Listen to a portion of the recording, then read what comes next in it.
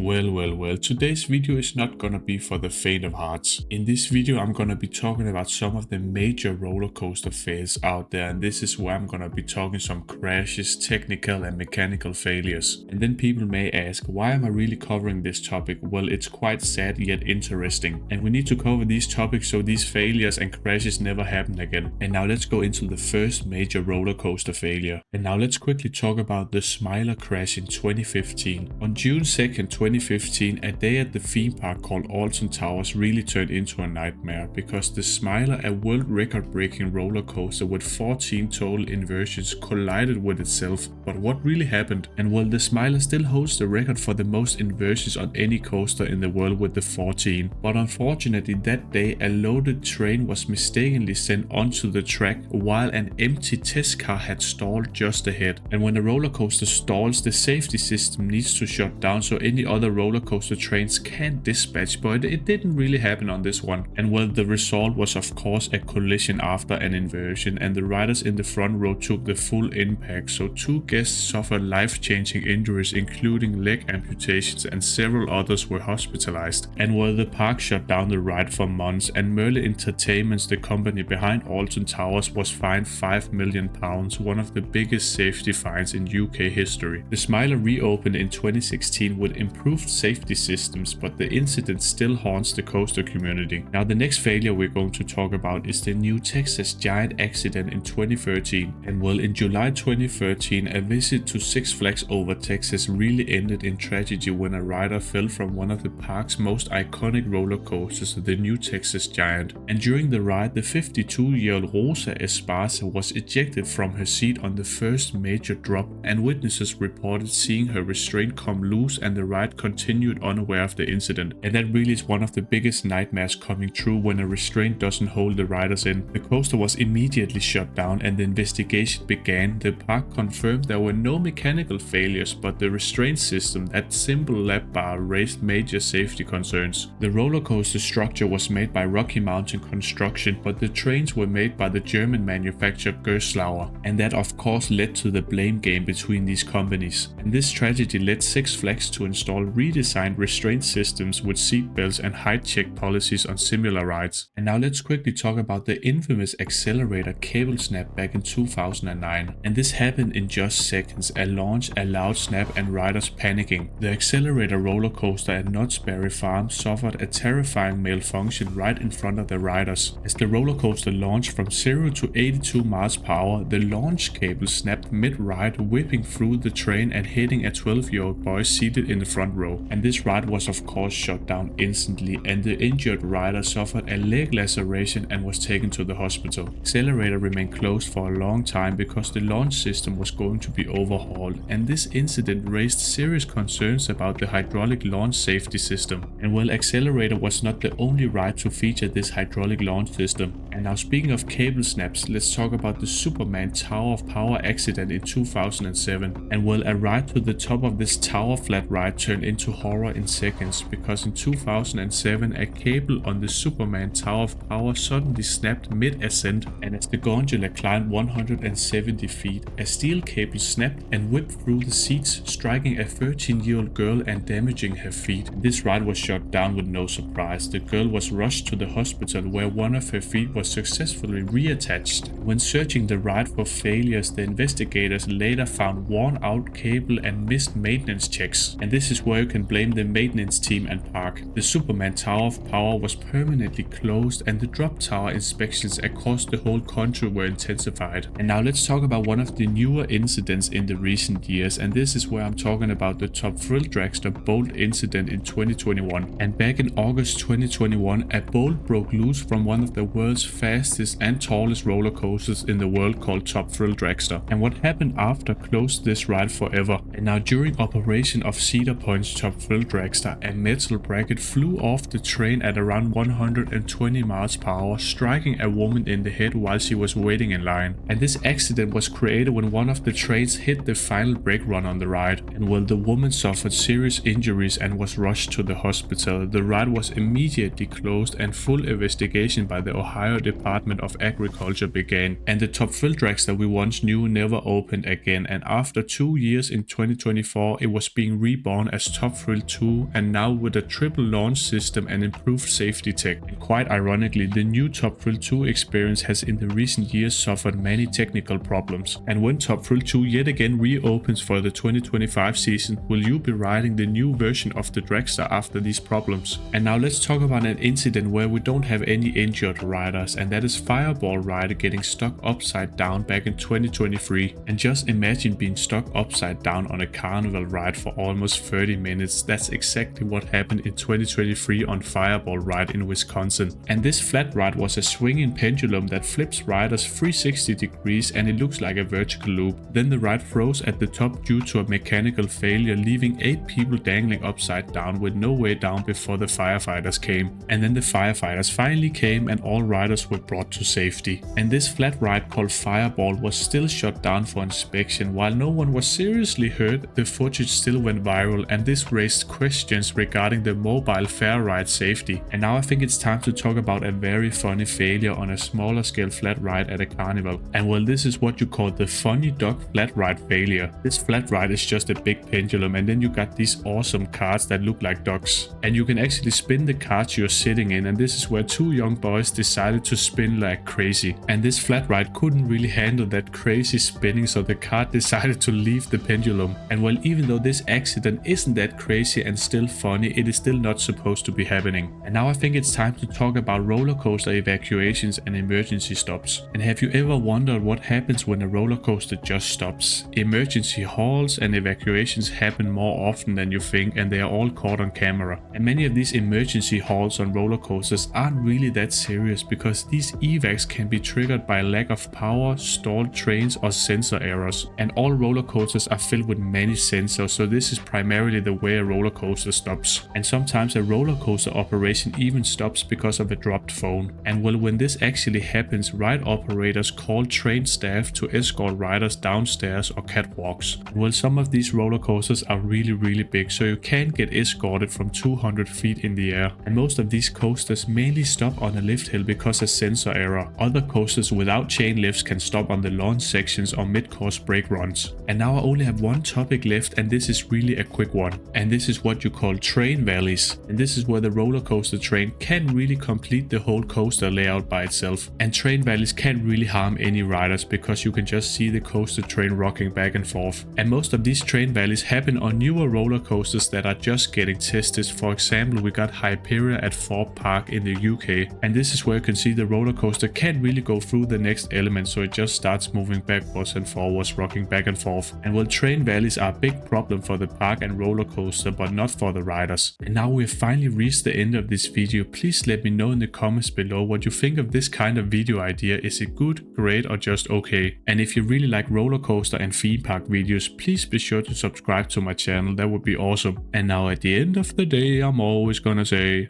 bye bye.